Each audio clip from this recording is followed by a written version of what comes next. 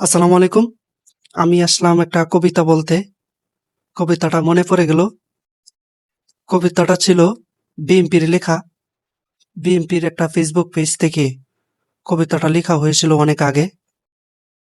কবিতাটা ছিল, মুজিব মুজিব ডাক পারি, মুজিব আপনি কার বাড়ি, আসন্ন মুজিব দেখে যান, সোনার বাংলা চেহারা কান।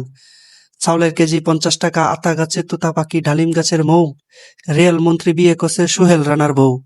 কে মেরেছে কে দিয়েছে গাল, পদ্মা সেতুর টাকা খেয়েছে মন্ত্রী আবুল মাল।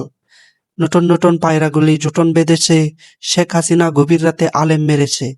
কে দেখেছে দিগন্ত টেলিভিশন দেখেছে, তাই তো তারা দিগন্তকে বন্ধ রেখেছে। তো আওয়ামী লীগের সময় এই কাজগুলো হয়েছে।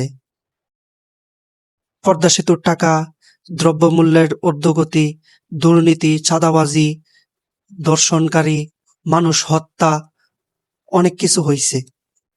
এখন আমরা ভেবেছিলাম যে নতুন কোনো সরকার আইসা হয়তো কিছুটা হলেও পরিবর্তন হবে, কিন্তু আমরা কি দেখলাম? আবার সেই আওয়ামী লীগের কালচার। আওয়ামী লীগই যা করেছে, বিএনপিও তাই করছে।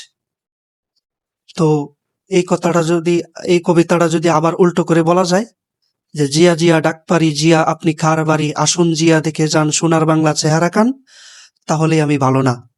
তাহলেই বিএনপির কিছু পা ছাড়া হয়তো আমাকে বলবে আমি শিবির, আমি গুপ্ত, আমি পাকিস্তানি, এইসব বলে আমাকে হয়তো ছোট করবে। তাতে আমার কোনো কিছু আসে যায় না।